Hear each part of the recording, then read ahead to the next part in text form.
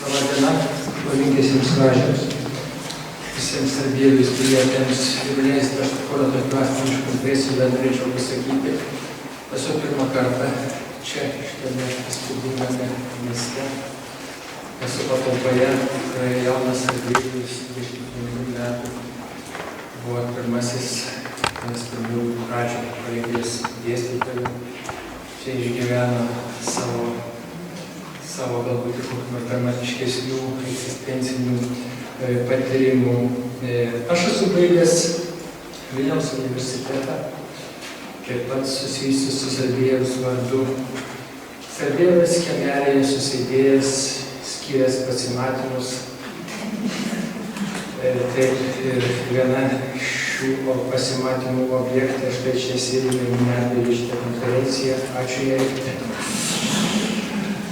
Čia turbūt yra daugiau Vilniaus universiteto auklėtinių. Tai ir dabar dar turėčiau prisipažinti, kad aš nesu pagal savo akademinius interesus baroko tyrinėtojas, toli gražu. Bet buvo be galo įdomu panirti į šitą nepaprastai intensyvų, nepaprastai įdomų istorijos ir mūsų kultūros tarpsnį. Ir tas mano pranešimas toksai gal bus ir šiek tiek improvizacinis, aš nežinau, kaip aš jį perskaitysiu, gal šiek tiek tokio teatrališkumo bus, kas yra būdinga barokui, gal tai ne patys geriausio teatro. Bet noriu pasakyti, kad šitas nuotykis, tas panirimas į baroką, labai svarbus man asmeniškai. Man atrodo, barokas tiek egzistenciškai prisodrintas, jis taip gražiai mums primena, kad nieko naujo pasaulyje iš esmės nėra ir kartu atskleidžia, kad labai daug mūsų šiuolaikinės kultūros paklydimų ir meno literatūros ieškojimų jau yra buvę. Baroko žmonės seniai tai jautė, tai formulavo, galbūt kai ką bandysiu savo pranešimą iš tų savo pastebėjimų čia jums pateikti. O pranešimas vadinasi Sarbėvijos baroko kontekstuose, bet kai aš ruošiausi, buvo ir vėlinių kontekstas, žodžiu, daug tų tokių visokių atsirado naujų patirčių ir mano tas pranešimas jaučiu išėjo ne tik baroko kontekstuose, bet ir nūdienos kontekstuose. Ir gal apie šitos nūdienos kontekstus jau pašnekėsiu, ko gero, tai klausytams bus įdomiau girdėti, negu aš čia pradėsiu puoselėti, apsimesdamas baroko specialistu, sėdė tikrai specialistai, jie netrukus ir kalbės. O aš gal daugiau pabandysiu paimprovizuoti tomis Sarbėvijos baroko ir nūdienos temomis.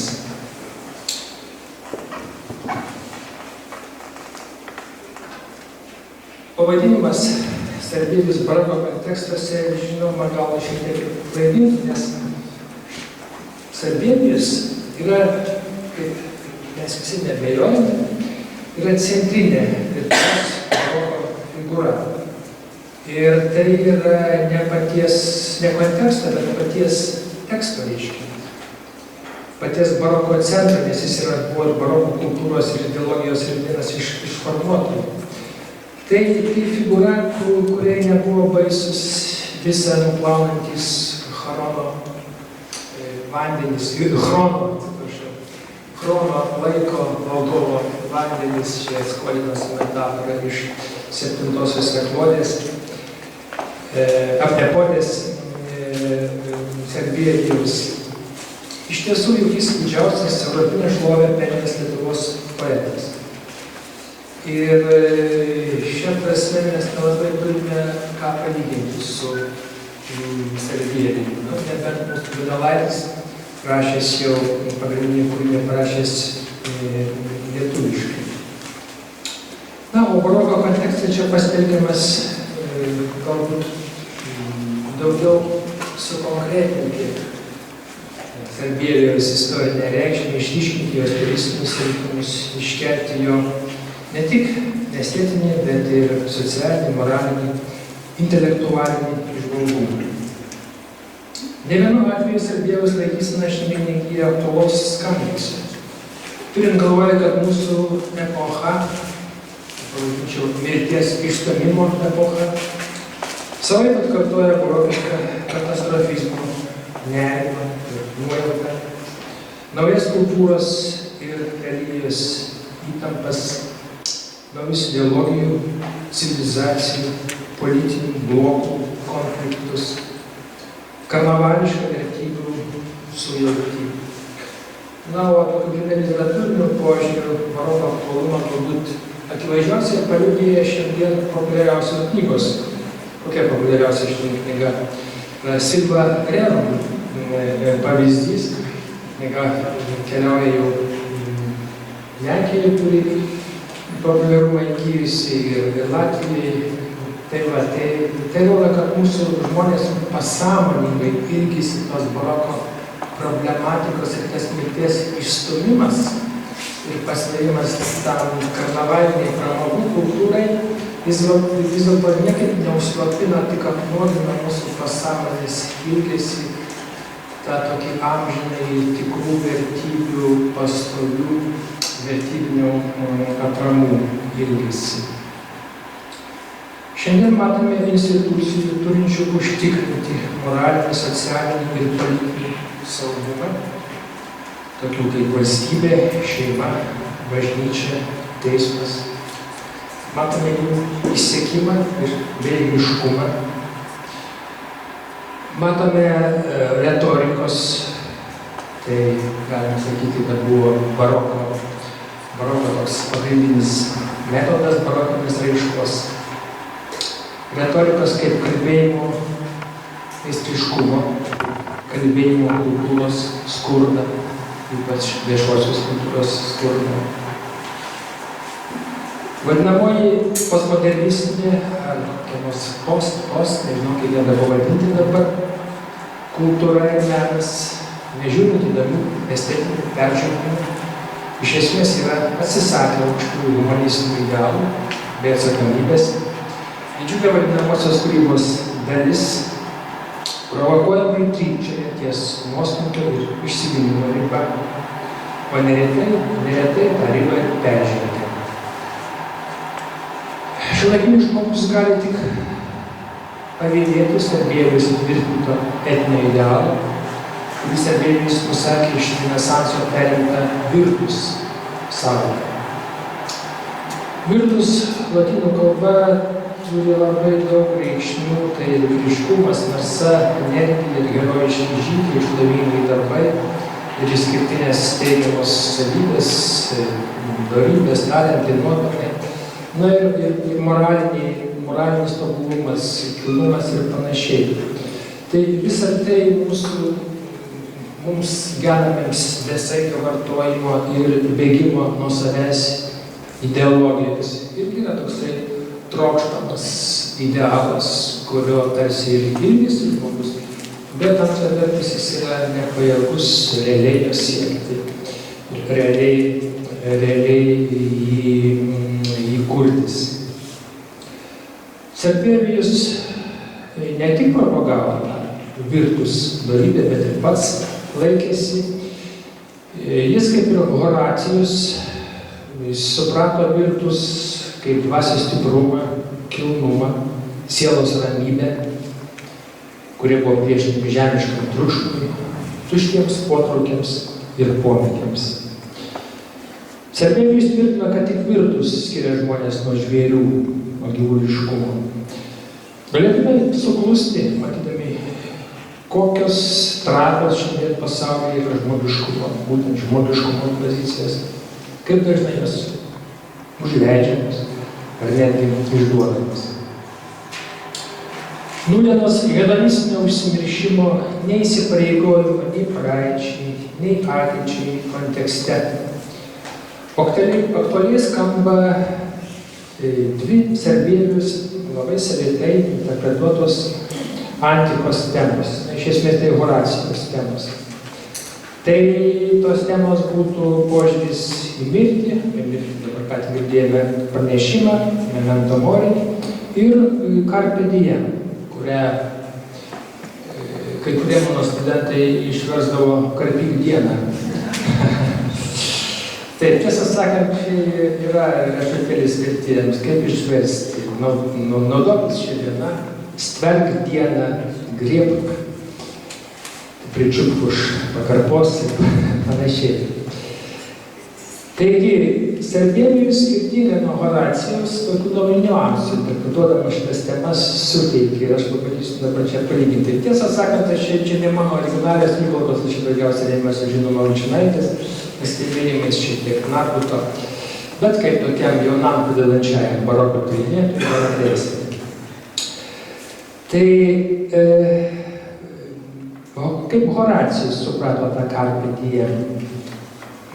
Horacijus kvietė pirmiausia, naudoti šiandieną tokią malonumo prasme, nekvaršinant galvos, kas buvo rytoj. Ir atsiduoti vynui, draugams, meilės žaidimams. Nors žinoma, ta potekstė tokia gilesnių malonumų buvo, o dabar ta potekstė yra išnykusi ir šiandien mes tai suprantame kaip tokią monologą apie kurietišką nuostatą ir pramogų kultūra mums kiekvieną vakarą tą nuostatą vis kala į galvas. Tačiau Sarbieviui, kitaip nei Horacijui, toks šiapusinio užsimiršimo svaigulys yra svetimas.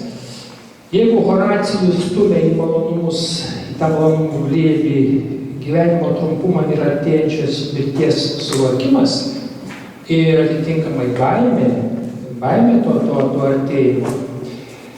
Ir tas užsimiršimas leidžia kuriam laikui užmiršti mirties baimę ir liūdesį.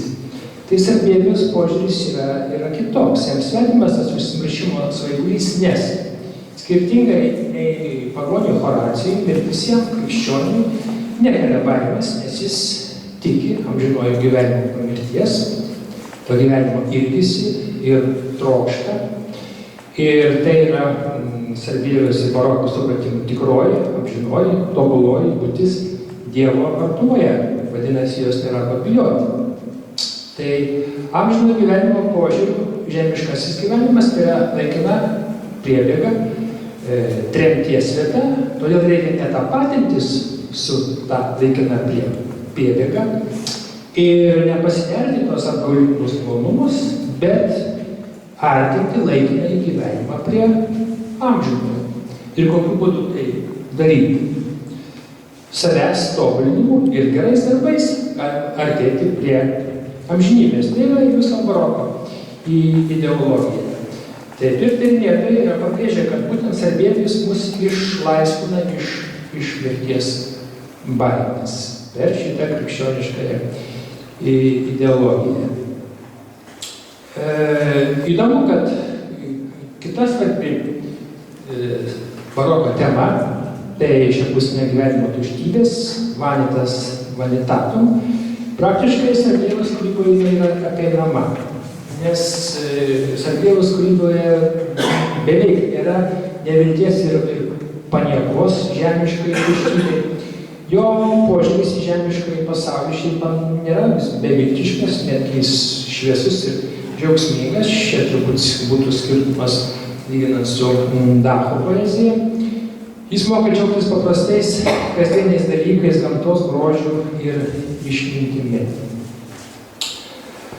Na, o dar grįžtant prie baroko ir nūdienos sąlyčio, mes matome, kad baroko žmonėms ir konkrečiai Sarbieviui rūpėjo tie didieji rūpesčiai visos žmonijos, civilizacijos, jis jas labai jautė apskritai. Barokas buvo tokia vibruojanti pasaulėjautė, kuri labai sukėlė daug ir politinių įvykių ir kartu žmogaus dvasios reakcijų ir ieškojo tos tokios sandoros tarp šito išorinio kūniškojo ekspresyvumo ir vidinio dvasiškojo ekspresyvumo. Ir toje sandoroje ir gimė turbūt įdomiausias baroko reiškinys, tai teatrališkumas. Teatrališkumas, kuris reiškiasi labai įvairiais būdais, įvairiais kryptimis ir turbūt vienas iš tokių turtingiausių scenų, kurioje baroko ta ideologija reiškiasi, buvo būtent teatras. Tai Sarbievijus taip pat yra parašęs ir teatrui. Jo Silviliudija, pavyzdžiui, yra skirta vaidinti. Taigi, tie didieji rūpesčiai dėl Lietuvos, Europos ir viso pasaulio likimo. Sarbievijos kontekste atrodo tos mūsų šiandieninės problemos, Lietuvos, Europos, pasaulio problemos, tarsi pasikartojantis dalykai. Prisimeni nihil novis subsole, nieko naujo pasaulyje. Sakykime, tokios analogijos. Sarbievijus nuolat ryškino turkų grėsmės temą. Taip, turkų grėsmės temą. Mes labai kvietė šios grėsmės akivaizdoje Europos valdovus vienytis. Ką mes dabar darome terorizmo grėsmėje, pabėgėlių antplūdžio kontekste. Ir matome, kad tas pasaulio vienijimosi procesas, ta tokia išmintis, sveikas protas, labai sunkiai ateina į mūsų gyvenimo realybę. Valdovai vienytis neskuba, mes patys taip pat neskubame paduoti vienas kitam krikščioniškai rankos kaip savo artimui. Tai vėlgi kartuojamės tada tokia netikrumo atmosfera, tas katastrofizmo nuojauta galbūt ir būtų tas pats giliausias tų baroko vibracijų jutimas. Ir nežinau, bent aš asmeniškai taip kažkaip pajutau to baroko tokią giminystę. Nežinau.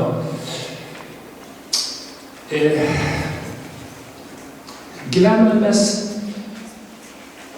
jeigu kalbėtume apie moralinį aspektą ir tas baroko buvusio ir dabarties tokio pseudo baroko pasakytume sandūras, koks palyginimas peršasi. Mes gyvename šiandien nežaboto egocentrizmo, visokiojo savęs eksponavimo, tam tikros ekrano diktatūros pasaulyje. Mūsų nuolat nuo savęs bėgantis aš geidžia būti matomas ir girdimas, trokšta bent kelių minučių šlovės. Visa tai yra teatrališkumas, bet tai yra daugiau pseudoteatrališkumas.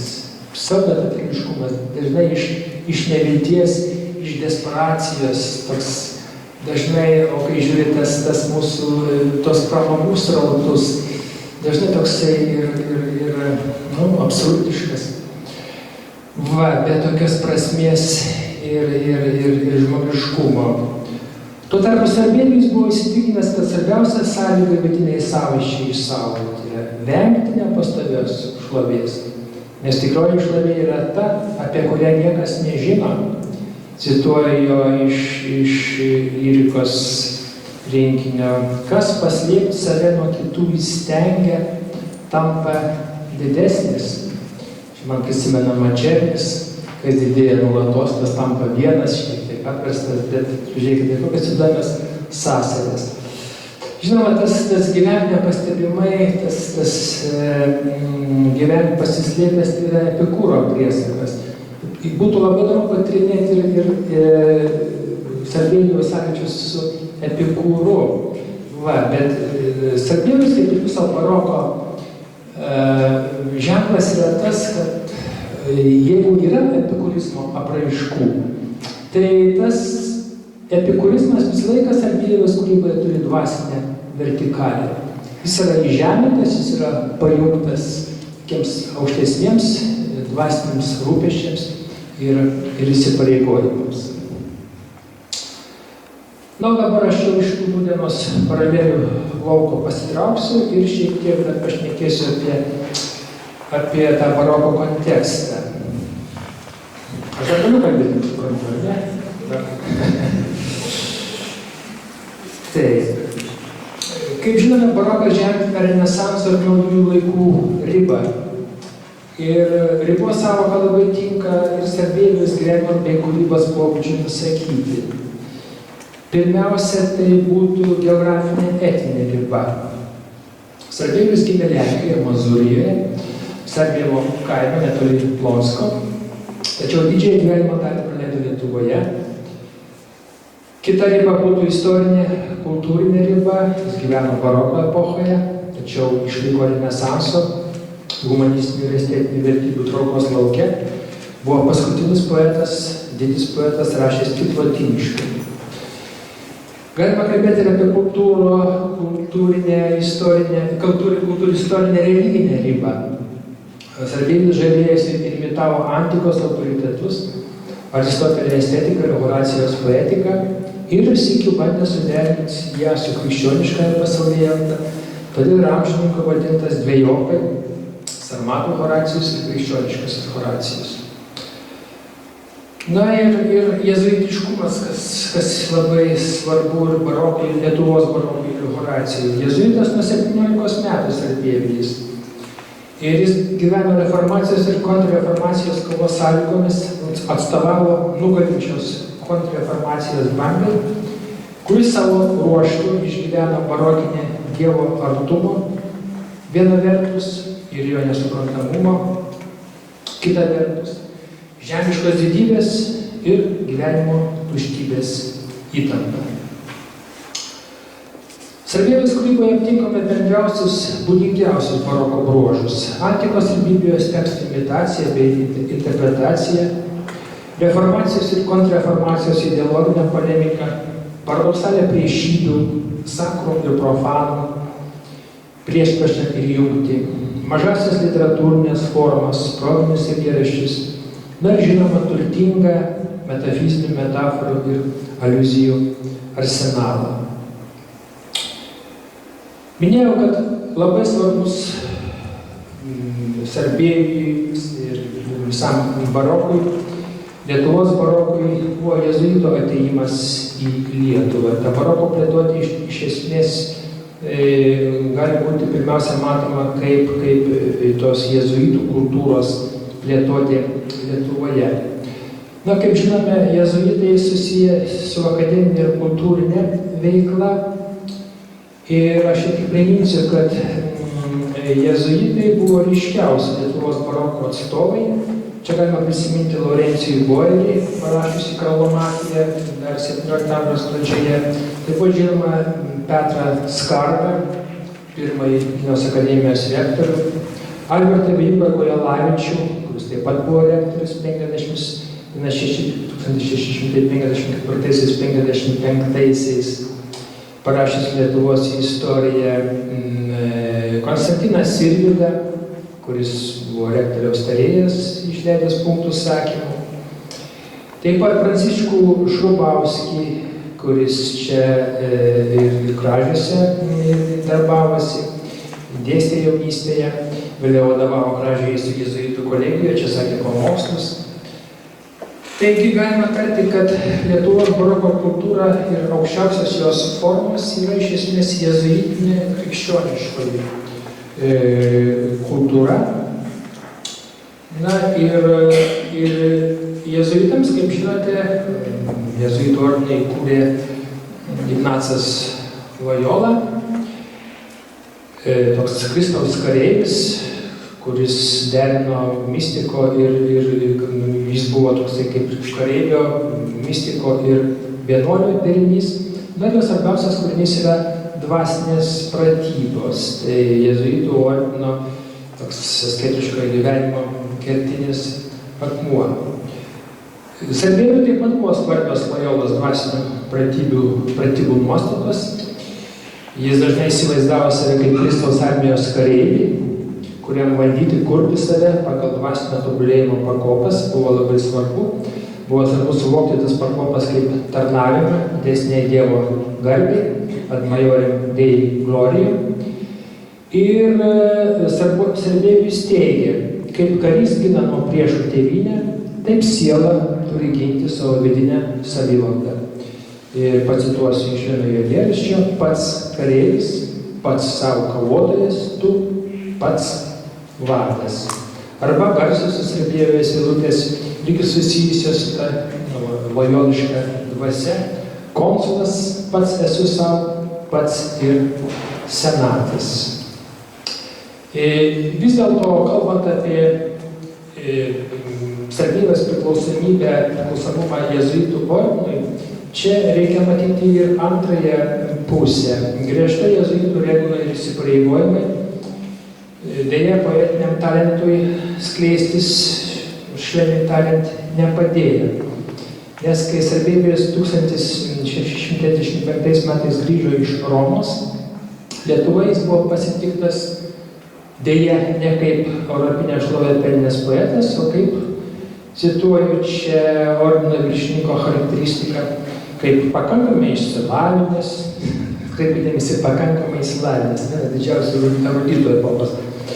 Stebėtinai gabus mokslams, tinkantis teologijos mokymui, pamokslų sakymui ir administraciniam darbui jėzuitas.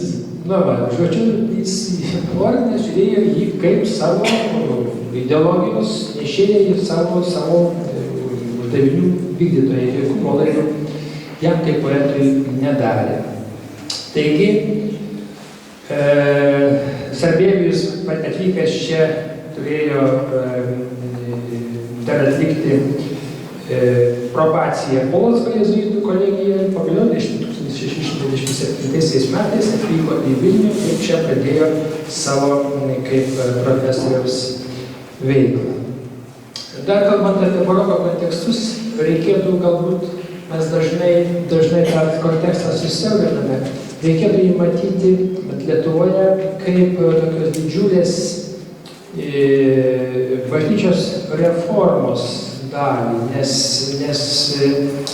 būtent ta bažnyčios reforma, kuri apėmė tą laiką po Tridento susirinkimo, maždaug iki 17 amžiaus pabaigos, gal ir net daugiau, apie ją reikėtų taip pat pasakyti kelis sakinius. Barokas Lietuvoje reiškėsi daugeliu atveju buvo pasekmė tos reformos, kurie lėmė reformacijos, kontrreformacijos priešpriešą ir kurie atitinkamai plėtojosi tarpusavėje konkuruojančiomis protestantiškąją ir katalikiškąją kryptimis. Katalikiškojo atsinaujinimo siekis reformacijos keliu sulaukė alternatyvaus sąjūdžio atgaivinti senosios tradicinės bažnyčios dvasią bei drausmę. Tokius uždavinius ir kėlė pirmiausia jėzuitų pogrindas. Uždeganti Martino Liuterio ir Jono Kalvino reformų dvasia baroko epochoje susidūrė su nemažiau aistringa Ignaco Lojolos ar Teresės Akvilietės tikėjimo atnaujinimo programa. Lietuvoje tas grįžimas prie tradicinės katalikybės, toji banga, ėmė stiprėti taip 16 amžiaus pabaigoje, kai Lietuvos didžiosios kunigaikštystės bajorai ir didikai bei dalis dvasininkijos pradėjo masiškai iš reformacijos pereidinėti į katalikybę. Kaip žinome, reformacijai simpatizavo dar Steponas Batoras Vilniaus įsikūrimo metu, bet štai Zigmantas Vaza, kuris valdė nuo 1587 iki 1632 metų, tai Sarbėvijos gyvenimo laikotarpis, jis karštai rėmė katalikybę, ko jau negalima pasakyti apie jo sūnų Vladislavą Vazą, kurio nuodam klausys, paskutiniuosius 5 metus Sarbėvijus buvo, jis jau bandė laviruoti tarp protestantų ir katalikų. Tai Tridento bažnytinis susirinkimas vykęs ilgai nuo 1546 iki 1563 čia 16 amžiaus vidurys, kaip tik buvo sušauktas tam, kad būtų sprendžiamas tolesnis bažnyčios veikimas, jos raida ir jo uždavinys buvo likviduoti reformacijos padarinius. Na ir jo nutarimų pagrindų įsigaliojo, kaip tik vyko ir kontrreformacija Lietuvoje. Tai būtent šitų nutarimų dvasia 1569-aisiais vyskupo Protasevičiaus kvietimu į Lietuvą atvyksta jėzuitai, kurie po metų įsteigė Vilniaus jėzuitų kolegiją, kuri 1579-aisiais tampa Vilniaus akademija arba universitetu. Tai yra viena svarbiausių datų mūsų lietuvių kultūros istorijoje. Na ir po to prasideda jau ta lietuviškoji mūsų raštijos linija, kaip žinote, katalikiškoji, nes pirmoji knyga išleista Mažvydą, protestantą, o katalikiškas pirmas leidinys tai Daukšos postilė, beje, neatsitiktinai, tai buvo jėzuito Ledesmos katekizmo, pirmasis katekizmas 1595, o paskui ir postilė. Ir tame kontekste katalikiško švietimo ir apaštalavimo židiniu vakarų Lietuvoje būtent tapo ir Kražių kolegija. Ir čia, mėly kolegos, tenka man prisipažinti, kad tai man buvo Kražių tikrasis atradimas. Nes iš esmės Kražių kolegija aš matau kaip antrąjį universitetą tuo metu. Nes tokio lygmens, tokios kultūros, tokios intelektualinės kultūros, na, mūsų kai kurie universitetai galėtų turbūt pavydėti šiandieną. Taip, tai tikrai mūsų kultūros pasididžiavimo puslapį. Na, o kalbant apie Vilniaus universitetą, kaip čia reikia pabrėžti, kad būtent šito laikotarpis Sarbievijaus darbo, profesoriavimo Vilniaus universitete laikas yra aukščiausio universiteto intelektualinio pakilimo laikas. Tai va, Tridento susirinkimo aidai Sarbievijaus poezija yra tikrai ryškus, suvokiant antikos tokiuose dalykuose, kaip interpretuojant antikos Biblijos santykį, taip pat interpretuojant giesmę, kurios simbolika ir frazeologija tapo visos europinės baroko lyrinės lyrikos įkvėpimo šaltiniu, na ir suprantama Sarbievijos kūryba taip pat. Čia pacituosiu lenkų tyrinėtojas Kotarskos mintį, kad alegoriškai interpretuota erotika susieta su sakinių sritimi realizavo bažnytinio Tridento susirinkimo programą ir baroko estetikos nuostatus. Na, čia būtų galima dažnai kalbėti apie didikus konvertitus, kurie perėjo iš protestantizmo į katalikybę ir ta didikų tema vėlgi būtų Sarbievijos atveju labai svarbi, nes viena iš Sarbievijos kūrybos svarbių temų yra panegirinė tema, tai yra eilėraščiai tokių garbiųjų giminių išaukštinantis garbiųjų giminių istoriją, jų nuopelnus, na, kai kas tai vadina savigyros tradicija, pavyzdžiui, viena Vaišvilaitė. Taigi, du veiksniai veikia baroko kultūrą Lietuvoje, tai katalikiškoji reforma ir ta Vaišvilaitės didikų šeimų aukštinimo savigyros tradicija, kurią diktavo karaliaus ir kunigaikščių dvaras. Tai akivaizdu, kad Sarbievijos poezija taip pat priklausė tam aukštajam poliui, tai buvo ne liaudės, ne apačių poezija, bet tai buvo elitinė dvaro kultūros raiška. Taip, dabar apie metodiką, mano jau minėta. Retorika būtų galima laikyti baroko visos epochos tokių pagrindinių metodų. Baroko epochoje retorika buvo daugiau negu iškalbos mokslas. Tai buvo, galima sakyti, savotiška ideologija, būdas žiūrėti į pasaulį, jį interpretuoti ir rekonstruoti per kalbą. Retorika ne tik atspindėjo pasaulį, bet ir jį kūrė. Retorika remiasi trys pagrindinės to laiko žmonių komunikacijos būdai.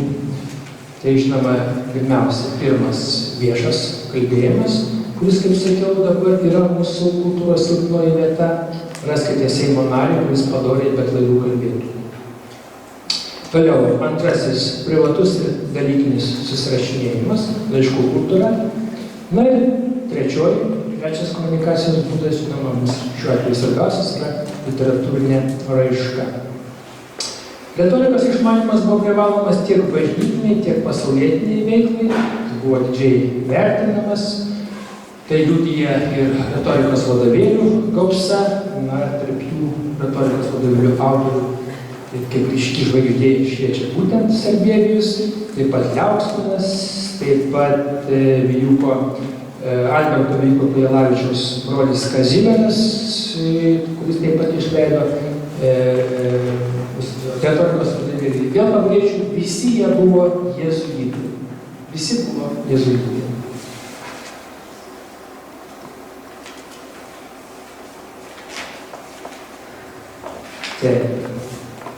Na ir turbūt jau laikas eiti į pabaigą, nes šiaip barokas yra labai tiršta epocha. Ten labai daug tokios fotografijos, istorinės, mitologinės. Ir tai galbūt yra viena iš priežasčių, kodėl barokas nėra populiarus. Bet turbūt jis niekad negali būti populiarus, kaip negali būti populiari tokia dvasinė rimta problematika. Ypač tokiose nudvasėjimo epochose, kur tas transcendentinis matmuo yra išstumtas, kaip sakiau, mirtis pirmiausia išstumta, ir religijas išstumia pseudo religijos, visokie mokymai, dabar prie visokių gyvenimo ekspertų, kurie mus mokina, kaip reikia mums gyventi, kaip mirti, kaip po mirties su mumis reikia elgtis dekoratyviai.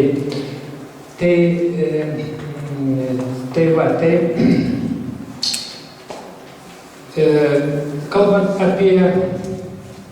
apie Sarbievijaus retorikos traktatą, apie aštrų ir šmaikštų stilių de acuto et arguto, jis yra skirtas naujo ką tik Europoje atsiradusio stiliaus, kuris vėliau buvo pavadintas barokiniu analizei.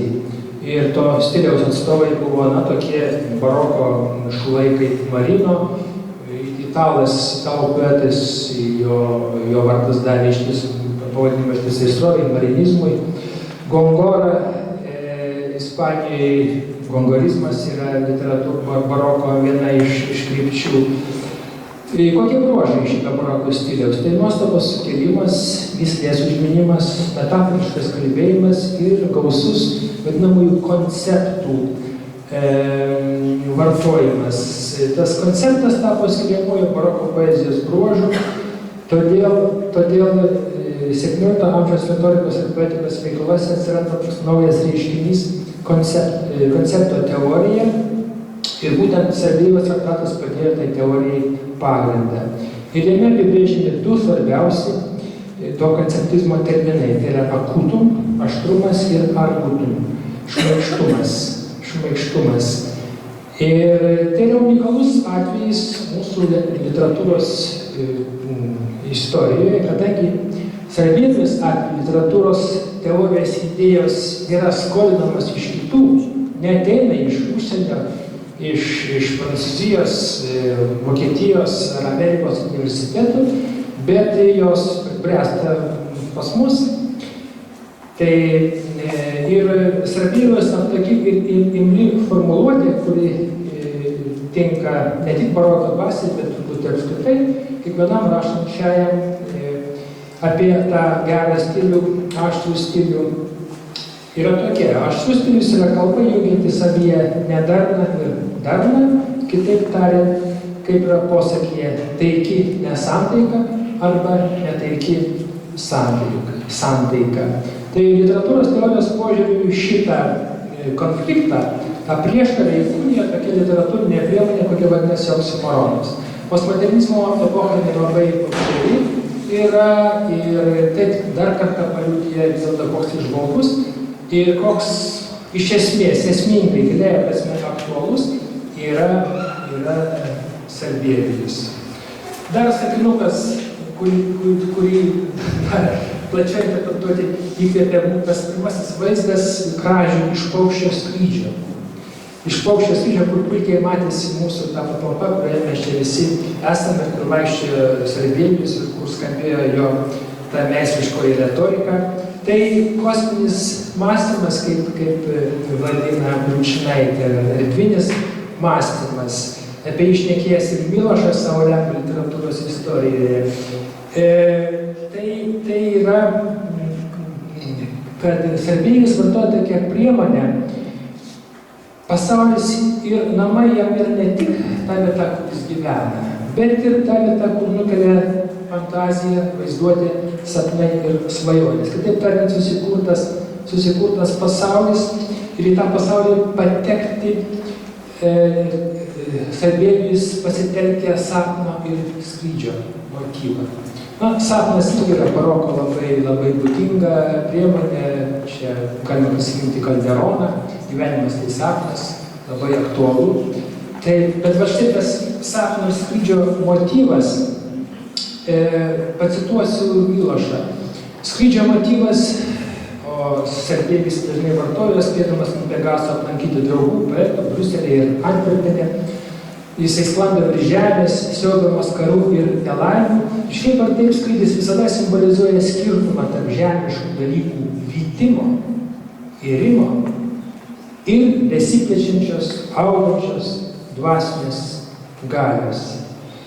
Tai kai žiūri į šitą panoramą, kažkaip įsijauti į tą paukštį, į tą tokį kosmoso žvilgsnį, jis labai gerai vaduoja iš provincialumo. Jis tokį tą tikrą, tą sveiką žmogišką globalumą įkūnija. Ir vėlgi, ta prasme, iš Sarbieviaus būtų labai galima gražiai pasimokyti, vaduojantis iš mūsų įvairiausių provincialumo kompleksų. Ir štai, ką apie skrydį sako pats Sarbievius savo retorikos traktate. Jis kalba apie 3 retorinės didaktikos būdus ir sako, 3 būdas yra meniškesnis ir patrauklesnis, labiau priklauso nuo talento ir turi perkeltinę prasmę. Daugiau tinka lyriniai ir eleginė poezija negu epiniai, apima sapnus, ekstazes ir kitokius malonius poeto nukreipimus. Čia skrydžiais nedėlį, bet čia skrydis patenka į šitą kontekstą. Tai yra malonus poetiniai nukreipimai. Mes galime šitą frazę palyginti su nemaloniais estetiniais iškreipimais, kurių labai daug šiuolaikiniame mene. Dabar aš jau jaučiu, kad reikėtų pabaigti mano šitos improvizacinius svarstymus. Galiu dar pasakyti apie recepciją porą sakinukų, kadangi aš Vilniaus universitete, praeidamas pro Sarbieviaus kelielį, sakydamas į bibliotekos, jau anglų kalbą, sudomėjęs ir šiek tiek anglų metafiziniais poetais. Ir mane yra taip labai maloniai nustebinę tai, kad anglų metafiziniai poetai, kurių vadas buvo Džonas Donas, o jų vertinimas yra, pavyzdžiui, Elijotas jūs vertino ohoho, o Milošas sako, kad irgi tai priklauso patiems aukščiausiams pasaulinės poezijos pasiekimams. Tai metafiziniai poetai, ypač toksai Vonas arba Herbertas, jie puikiai pažinojo Sarbievijų, buvo skaitę jį, žavėjusi jo ir vertė. Šiaip tai čia būtų dar labai įdomi tema, Sarbievis ir anglų metafizinė poezija, kurią galbūt kas nors dar pagvildens.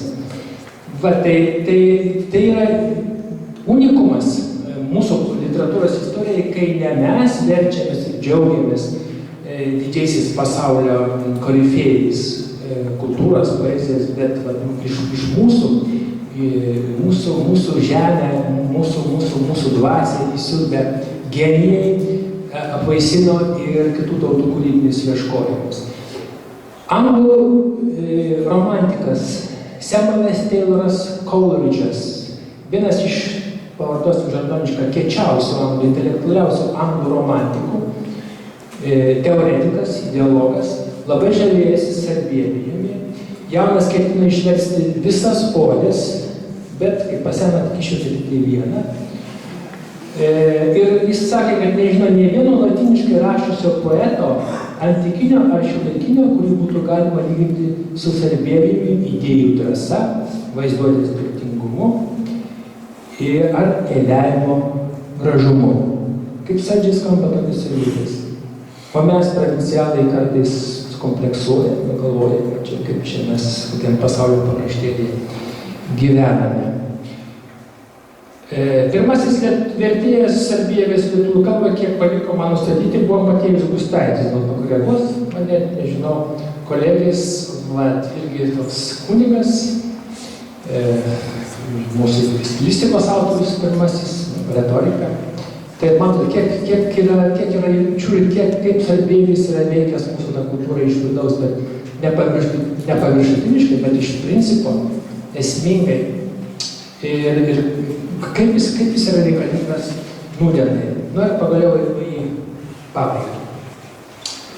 Barokas yra viena prieštaringiausių epochų, tarsi sugrįžę viduramžiai norėtų sustabdyti ar įspėti įsibėgėjusią renesansą ir jo antropocentrizmą. Tai yra naujas erdvės ir laiko supratimas, tai yra katastrofizmo nuojauta, ypač poezijoje. Ir tai yra paskutinė valios Dievui epocha. Taip pavadino baroką Vladimiras Gaimanovas, kuris aprašęs studiją apie Dachą, irgi puikus baroko žinovas, nes neteko bendrauti su juo karaliaučiuje vienoje konferencijoje, taip pat jo vardas ir jo darbai turėtų būti mūsų Lietuvos tokio intelektualinio baroko tyrinėtojų centre. Barokas yra, kaip žinote, populiariai aiškinamas, kad tai yra iš portugalų žodžio baroko, netaisyklingos formos perlas. Bet pasižiūrėjau Princetono universiteto poetikos tokia enciklopedija, tyrinėtojai, žodžiu, labai santūriai žiūri į šitą etimologiją, bet kaip tokia, populiarus baroko aiškinimas, tai labai tinka netaisyklingos formos perlas.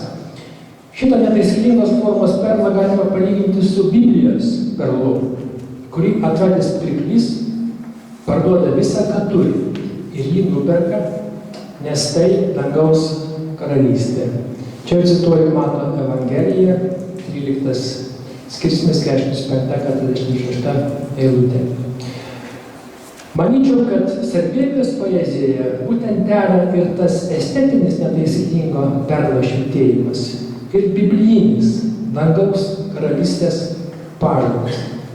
Ir tai daro Sarbievijų dvigubai atsparesnį visą nusinešantiems chrono vandenims. Ačiū.